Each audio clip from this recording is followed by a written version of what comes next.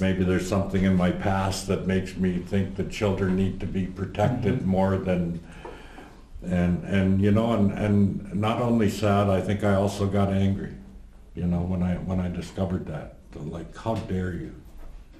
Is that the colonial mentality? I know what's best.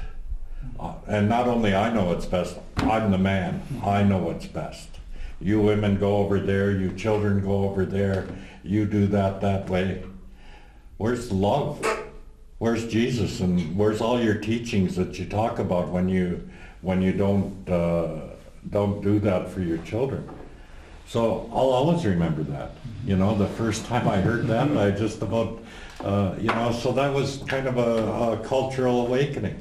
I understand all the verses in the Bible that talk about following Christ, but I really don't think there's anything there that says he'd give you this special gift to throw your children away, and if he did, then that's the wrong book that you guys are carrying around with you.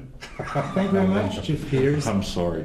No, for sharing this very emotional, well, sensation with us on your way of discovery over here in good old Europe.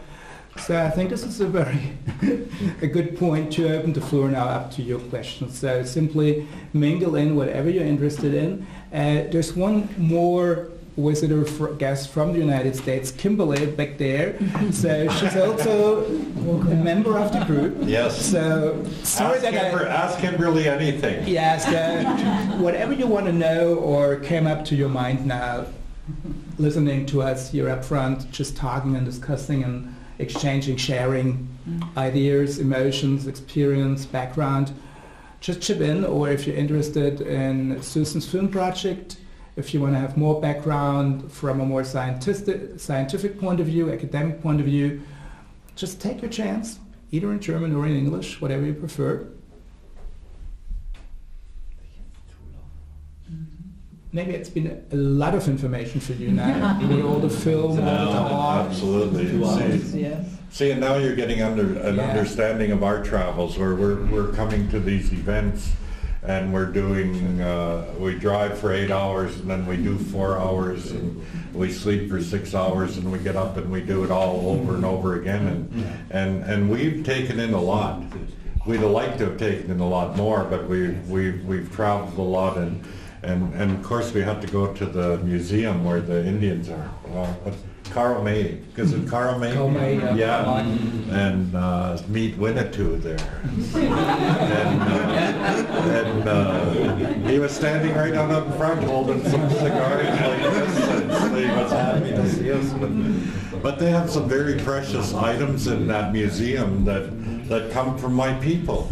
There was a mask and a rattle in that museum that is very precious, but we had a chance to connect with the curator, and he said, we can talk. Let's talk. You don't need the original. I can make you a copy, and you can hang a copy.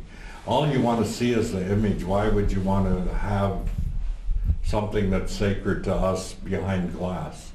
We look at these objects as alive. Our ancestors shook those. Our ancestors used those to pray. And now it's behind glass, and they want to come home. They want to be with us, and so that was one of the values of meeting him, because he was open-minded, you know, and I look forward to the day when we come back to Germany and to pick them up when we get the call from the museum and say, come, we have this for you. It's very precious to you, and it'll help. And all the rediscovery that's going on, my community supports that. They want that. We have Henrika back there with a question, and Kimberly. So, you want to start? You told us that much of your culture had been lost already, so what would interest me is, where did you rediscover the elements of your culture? Which were the places or the people you could address to reconstruct or rediscover about your dances, your language, your traditions? We something that I didn't know until maybe 5 or 6 years ago. Our ancestors, with the church kind of controlling the community, the Indian agent on behalf of the government controlling the community, all these pressures on our small nation. My ancestors had the wisdom many years ago to entrust our songs, entrust our dances and our ceremonies within another nation that was bigger, that was stronger, that perhaps gave the government pause before they would come and try and push on them. This was the Oneida Nation, the Haudenosaunee. We taught them, my ancestors taught them our sacred dances, taught them our sacred songs, and taught them our ceremonies. And the Oneida took those and we entrusted them with that information, and they incorporated that to keep it alive within their culture as this Delaware culture element to be used throughout the generations, and it has survived. It has survived generations. And now, 5 years ago, the Oneida came to our community and told us this story, that they were there, they had these songs, they had these stories and dances, and that they are ready to give them back to us.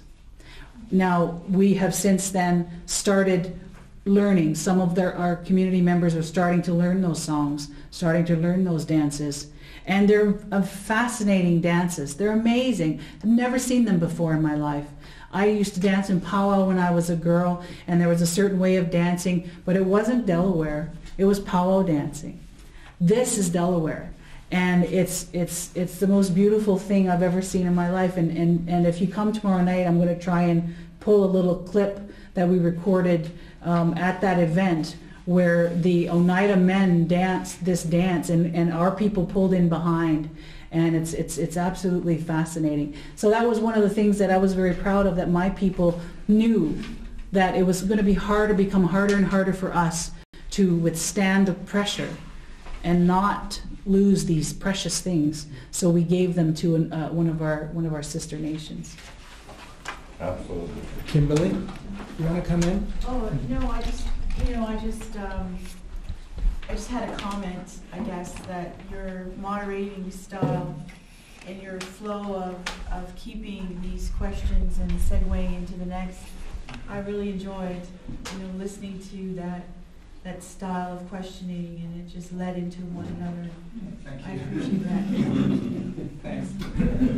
Yes, good job. Yeah, but one more. Thanks for answering and having all the patience with me. I just wanted to ask Sherry, because I thought that was really interesting what you just shared with us, that the Oneidas kept your dances. In which language did they keep it? Did they keep it in Delaware, or did they change it to Oneida? I'm not 100% sure. Do you know, Kimberly? They kept it more in the songs are ours, and the sounds are ours, and they'll acknowledge that. They'll acknowledge that to us, and they'll say out loud to everyone that this is specific to the Lenape. Okay. Interesting. Yeah, it was fascinating. I mean, it was kind of like our Swedish bank. we put that aside to protect it. Swiss bank, rather, the Swiss bank, not Swedish. Swiss bank. That's what I mean. Sorry. We put them in the Swiss bank, and we put our land in the Bank of Greece. Yeah, the Bank of Greece. Yeah, that's why we have so little land. Yeah, you've got to get some European support if you put it in the Bank of Greece. Yeah. So who else over there? I was wondering about a different aspect of culture to what we had been talking so far. Not so much the language and the traditions, but the values and the roles, especially about the roles of women, because I understood, especially yesterday, that there was a big change in the role of women through colonialization. In your rediscovery of your roots, is this working out in your daily life in the community? Is the role of women changing? I think yes, it is. We, as a nation, we're in the process right now of developing, redeveloping, reestablishing our traditional form of governance, which was based on a matrilineal system. How we understand it, and we're still filling in the gaps, and there are many gaps. Our women in our community were the ones who ran the community. The women would decide who would be the chief, or there could be several chiefs. And chiefs would have different roles. There could be a chief for internal matters. There could be a chief for external matters. There could be a chief for wartime. And they would be chosen based on their abilities, and the women would know sometimes as soon as a boy, was 4 or 5 years old, he would exude a character that they would say, there's our future chief. And they would take care of him that way and prepare him for that eventual role. And one of the interesting things that a friend of mine at the Smithsonian told me was that when the Dutch, and we used to have relations with the Dutch, treaty relations with the Dutch, and we would meet, and the Dutch record keepers would write down exactly what happened in these meetings. And usually whenever they had an interaction with a First Nation, an indigenous nation, they would just write about what happened, and it would all be about the men doing this and this and this and this. And usually that's what happened. But she said what's really interesting about the stories that they wrote about our people, the Lenape, was that they mentioned the women. Mm-hmm. Just the fact that the women were there helping, supporting, doing things around the background, it wasn't a lot, but my friend said because the Dutch even mentioned that there were women there, suggests that the women played a very strong role in coordinating and orchestrating and supporting and advising the men who were at the table. So now today, as you can ask Chief Peters this more, and he can elaborate, a lot of the women in our community have leadership roles in the background. We still are, even though we have this patrilineal system imposed on us from the government since the late 1800s, the women continue to have that leadership role. The trick has been, what role do our men play? And they have been, our hunters and gatherers and fishermen, and sometimes some of our men are becoming lost. So we as a nation, I think, need to re-examine that and find those roles. So I think that's a challenge that's before us. She's absolutely right, and even though we've been under this government-imposed system, I believe that our values and our traditions will win out regardless. Talking to the historian and talking about the lineage